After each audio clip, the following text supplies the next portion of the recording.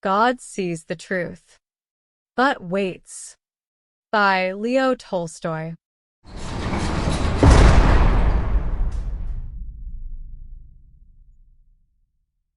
In the town of Vladimir lived a young merchant named Ivan Dmitrich Aksionov.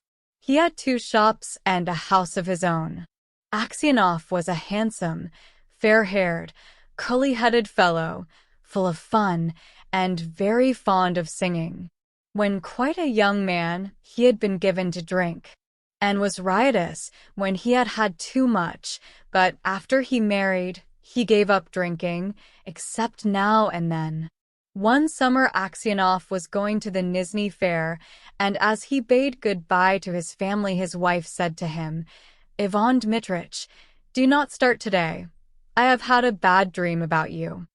Aksionov laughed and said, "You are afraid that when I get to the fair I shall go on the spree." His wife replied, "I do not know what I am afraid of. All I know is that I had a bad dream. I dreamt you returned from the town, and when you took off your cap I saw that your hair was quite gray." Aksionov laughed. "That's a lucky sign," said he. "See if I don't sell out all my goods and bring you some presents from the fair." So he said goodbye to his family and drove away. When he had traveled halfway, he met a merchant whom he knew, and they put up at the same inn for the night. They had some tea together, and then went to bed in adjoining rooms. It was not Aksionov's habit to sleep late, and, wishing to travel while it was still cool, he aroused his driver before dawn and told him to put in the horses. Then he made his way across to the landlord of the inn, who lived in a cottage at the back, paid his bill, and continued his journey. When he had gone about 25 miles, he stopped for the horses to be fed. Aksionov rested a while in the passage of the inn, then he stepped out into the porch and, ordering a samovar to be heated, got out his guitar and began to play. Suddenly a troika drove up with tinkling bells, and an official alighted, followed by 2 soldiers. He came to Aksionov and began to question him, asking him who he was and whence he came. Aksionov answered him fully and said, "Won't you have some tea with me?" But the official went on cross-questioning him and asking him, "Where did you spend last night? Were you alone, or with a fellow merchant? Did you see the other merchant this morning? Why did you leave the inn before dawn?" Aksionov wondered why he was asked all these questions, but he described all that had happened and then added, "Why do you cross-question me as if I were a thief or a robber? I am traveling on business of my own, and there is no need to question me." Then the official, calling the soldiers, said, "I am the police officer of this district, and I question you because the merchant with whom you spent last night has been found with his throat cut. We must search your things." They entered the house. The soldiers and the police officer unstrapped Aksionov's luggage and searched it.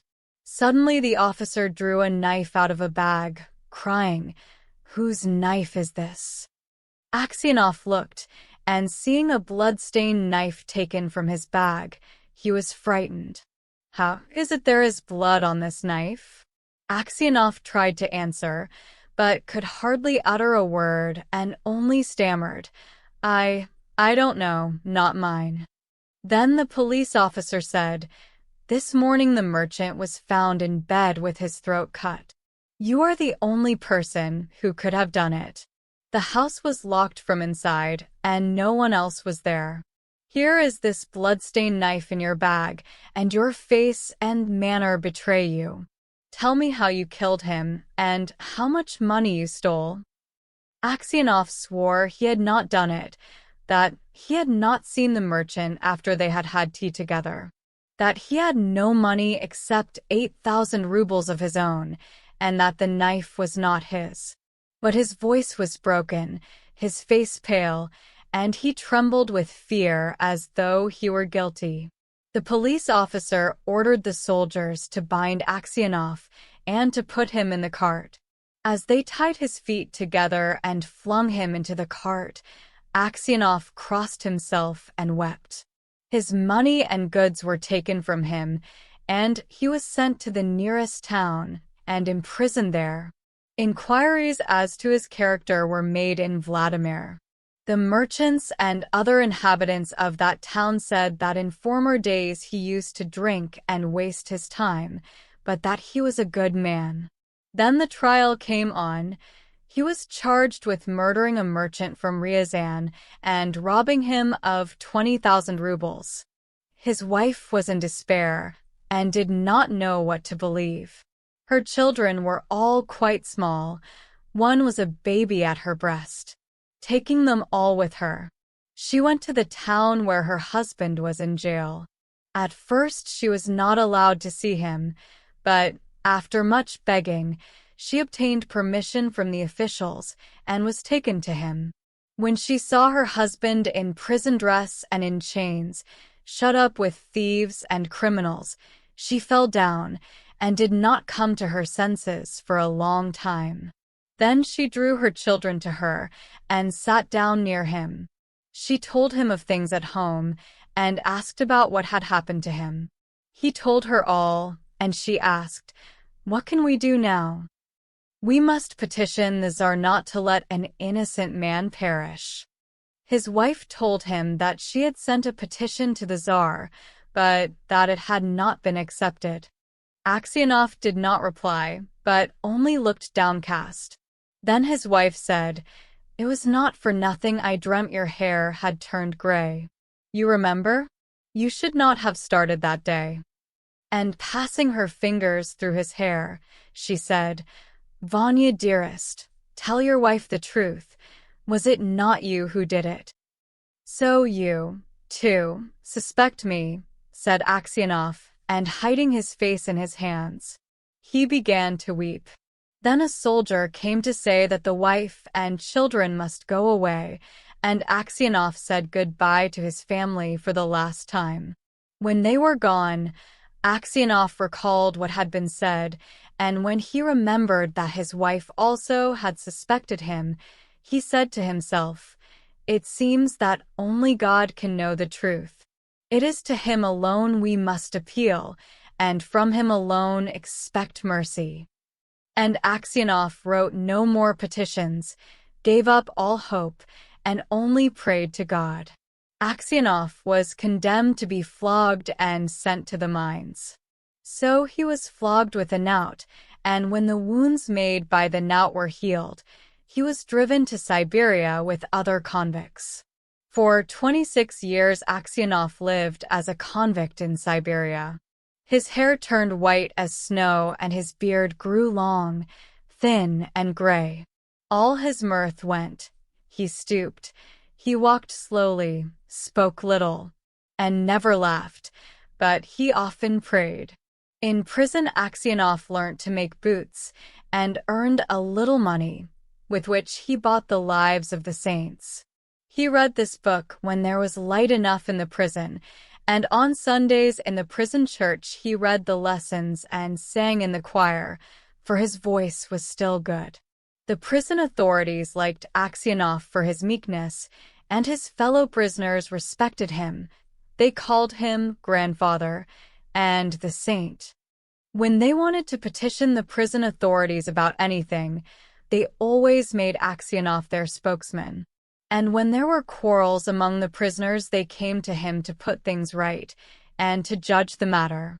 No news reached Aksionov from his home, and he did not even know if his wife and children were still alive. One day a fresh gang of convicts came to the prison.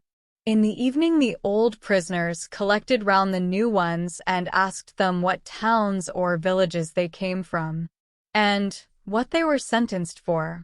Among the rest Aksionov sat down near the newcomers and listened with downcast air to what was said. One of the new convicts, a tall, strong man of 60, with a closely cropped gray beard, was telling the others what he had been arrested for. "Well, friends," He said, "I only took a horse that was tied to a sledge, and I was arrested and accused of stealing. I said I had only taken it to get home quicker, and had then let it go. Besides, the driver was a personal friend of mine. So I said, 'It's all right.' 'No,' said they, 'you stole it.' But how or where I stole it they could not say.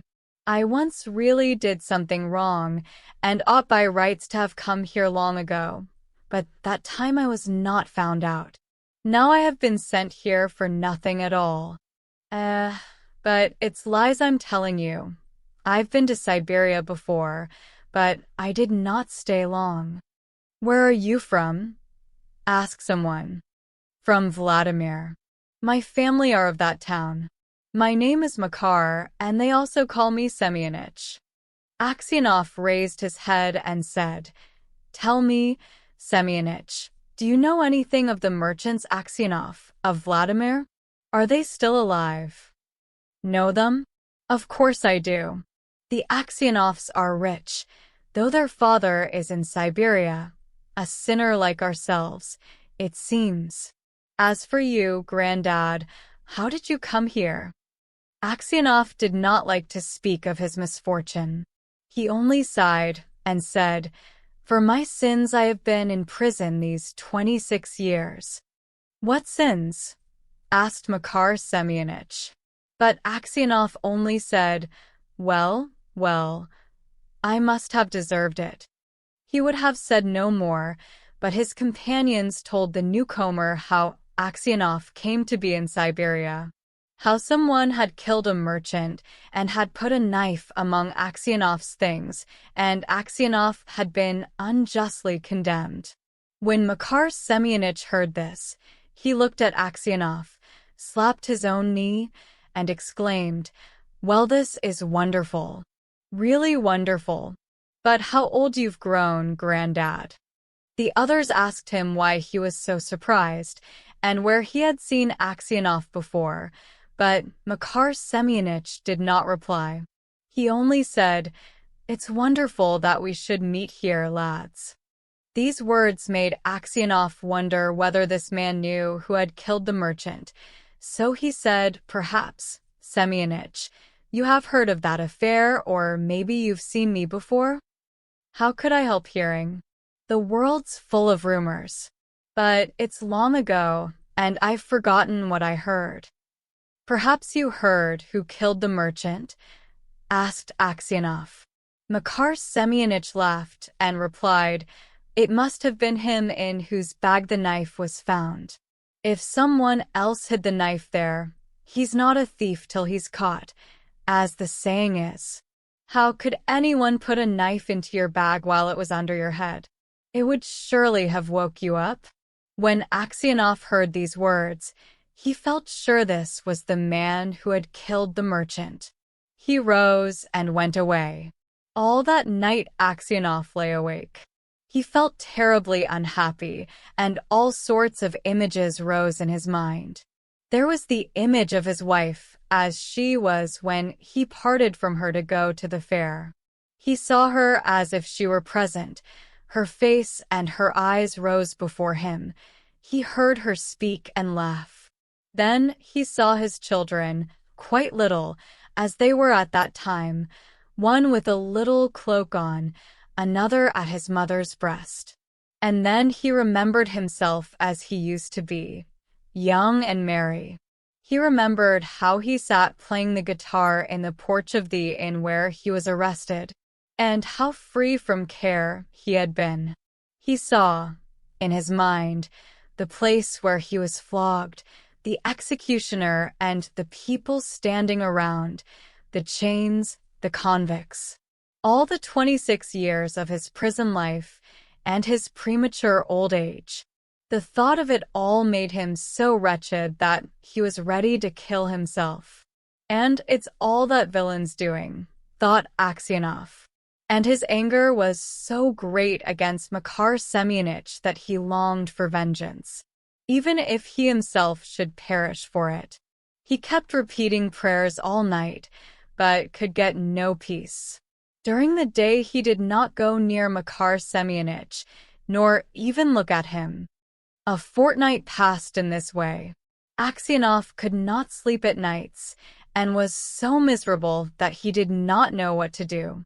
One night, as he was walking about the prison, he noticed some earth that came rolling out from under one of the shelves on which the prisoners slept. He stopped to see what it was. Suddenly Makar Semyonich crept out from under the shelf and looked up at Aksionov with frightened face. Aksionov tried to pass without looking at him, but Makar seized his hand and told him that he had dug a hole under the wall, getting rid of the earth by putting it into his high boots, and emptying it out every day on the road when the prisoners were driven to their work. "Just you keep quiet, old man, and you shall get out too. If you blab, they'll flog the life out of me, but I will kill you first." Aksionov trembled with anger as he looked at his enemy. He drew his hand away, saying, "I have no wish to escape, and you have no need to kill me. You killed me long ago. As to telling of you, I may do so or not, as God shall direct." Next day, when the convicts were led out to work, the convoy soldiers noticed that one or other of the prisoners emptied some earth out of his boots. The prison was searched and the tunnel found. The governor came and questioned all the prisoners to find out who had dug the hole. They all denied any knowledge of it.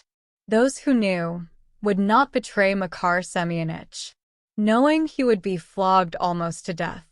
At last the governor turned to Aksionov, whom he knew to be a just man, and said, "You are a truthful old man. Tell me, before God, who dug the hole."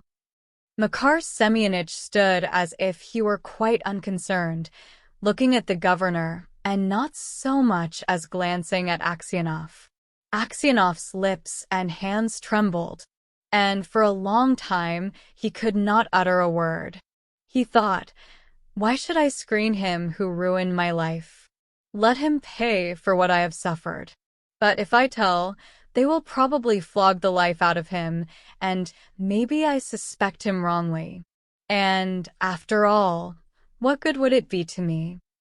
"Well, old man," repeated the governor, "tell us the truth. Who has been digging under the wall?" Aksionov glanced at Makar Semyonich and said, "I cannot say, Your Honor. It is not God's will that I should tell. Do what you like with me. I am in your hands." However much the governor tried, Aksionov would say no more, and so the matter had to be left. That night, when Aksionov was lying on his bed and just beginning to doze, someone came quietly and sat down on his bed. He peered through the darkness and recognized Makar. "What more do you want of me?" asked Aksionov. "Why have you come here?" Makar Semyonich was silent. So Aksionov sat up and said, "What do you want? Go away, or I will call the guard." Makar Semyonich bent close over Aksionov and whispered, "Ivan Dmitrich, forgive me." "What for?" asked Aksionov. "It was I who killed the merchant and hid the knife among your things. I meant to kill you too, but I heard a noise outside, so I hid the knife in your bag and escaped out of the window." Aksionov was silent and did not know what to say. Makar Semyonich slid off the bed shelf and knelt upon the ground. "Ivan Dmitrich," said he, "forgive me. For the love of God, forgive me. I will confess that it was I who killed the merchant, and you will be released and can go to your home." "It is easy for you to talk," said Aksionov, "but I have suffered for you these 26 years. Where could I go to now? Oh, my wife is dead, and my children have forgotten me. I have nowhere to go." Makar Semyonich did not rise, but beat his head on the floor. "Ivan Dmitrich, forgive me," he cried.